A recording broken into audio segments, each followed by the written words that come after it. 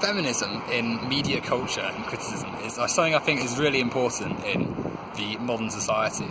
I think it's quite crucial that we have a sort of body of people that are happy to take a lens of criticism to a media or subculture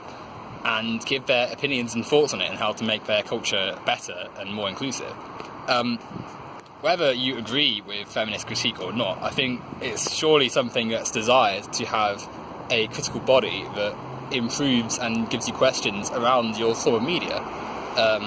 as ultimately that's what makes it better. If you have a piece of work, regardless of how good it is, it's important to allow for any forms of criticism to be given to it that's justified. And a feminist critique of your favourite games, films and TV and stuff is something that we should be embracing, not rejecting as a sort of PC culture gone wrong. Just with any critique, I think it's important to embrace that people have different views and lenses to your favourite bodies of work, because ultimately if you see their criticisms and think that there are elements in your work which could be improved upon, and you next time you make your product you can include their sort of criticisms, you can not only expand your audience but also make it something that's more refined, something that you can feel proud of because you've seen a critical angle to it and taken parts of that and used it to adapt your work to make it better next time. Having criticism at all of any lens, really, as long as it's not something that's ridiculous, is something that we should be encouraging, especially in a creative field like gaming and TV and stuff. Which is why I find some of the umbrage aimed at feminist frequency to be ludicrous. People taking someone like Anita Sarkeesian and her arguments to be essentially that men have ruined gaming and that every game is sexist, when that's not what she's saying at all. What she's actually saying is to look for tropes and themes in games which can be improved upon to make the game more inclusive and more sophisticated in how it presents certain characters and stuff. And the discussion is one that's necessary, I feel, because there were elements in games, and are elements in games, that could be improved upon and can be advanced to make the gaming industry as a whole, and media as a whole, more efficient and effective at portraying itself. And the fact that so many people get so angry when any sort of criticism is levelled at their games or TV over different lenses shows that perhaps there is a need to discuss it. The most vehement critics of Anita Sarkeesian tried to ruin her actual life with death threats and bomb threats and some of the most disgusting insults around. And obviously these people are not the norm, and most people wouldn't probably go to these lengths. But the fact that so many people feel the need to, the second Sarkeesian makes a video, to make a response video or flock to Twitter to complain or try and prove that feminism has failed simply because one feminist wants to raise a feminist argument against a set of tropes in gaming,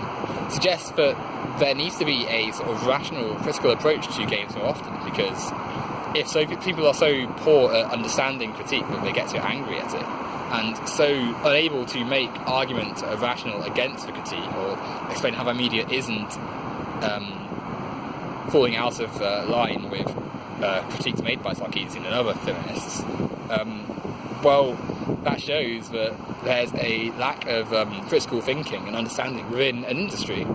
And we've seen how games and film which are more inclusive and are better written and adapt upon the ideas raised by critique are ultimately the best films.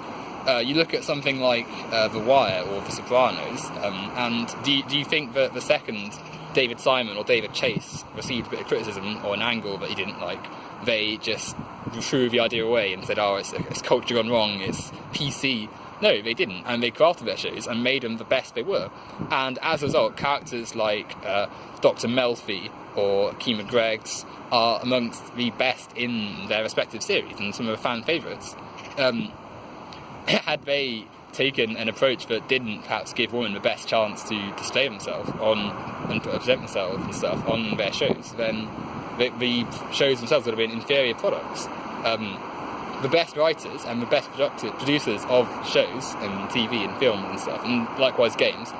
don't feel the need to shun and shame any critique that suggests that there are potentially discriminative and sexist elements, not even physical intention, just elements in their games which may represent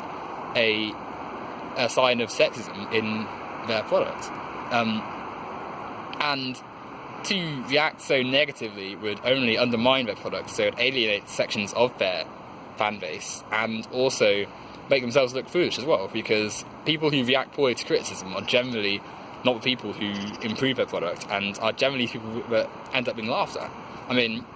in gaming, we're happy to laugh at companies which act stupidly when critics give them bad scores, or we see plenty of series bemoaning and mocking the worst games out there, and that's stuff we can all enjoy. But when it comes to more serious, nuanced criticism, often too many fans end up getting quite angry and frustrated with the critic. And that's something which shouldn't really be happening, because, like, if you play video games, it's natural to want them to be better. And if you can see it from different lenses, and people criticise games all the time with their own lenses, and it would be irrational for you to raise the point like, oh, the controls are a bit bad, and then have the developer or their fans say, oh, well, you're just bad, you're too rubbish, your criticism's rubbish. So why is it the same for feminist critique? If you listen and understand the critique fully, then your response should not be, oh, well, Anita Sarkeesian hates men and she wants to ruin gaming and she needs to be shut down, and all the other conspiracy theories and ridiculous ideas around her. You should instead be saying, oh, well, here's elements where I can improve on this. Or if you disagree, be able to raise points that say, oh, well, my game isn't this, and I disagree with this because of elements I raise. And to have a nuanced discussion, you don't need to insult and try and prove all these ludicrous claims about Anita Sarkeesian. Because there are elements you can criticise her particular brand of criticism with gaming. And no critic is perfect. There's always going to be things that you don't have to agree on. But the reaction she gets, and other feminist critics of gaming and other industries gets, I think is ludicrous. And the fact that there are literally thousands of YouTubers who make reaction videos to these critics as somehow a sign of PC culture gone wrong, I think shows that we need to have a more nuanced understanding and critical audience to gaming with feminists and other social progress movement areas of criticism, as ultimately the end goal will just be an improved gaming experience for all. So, yeah.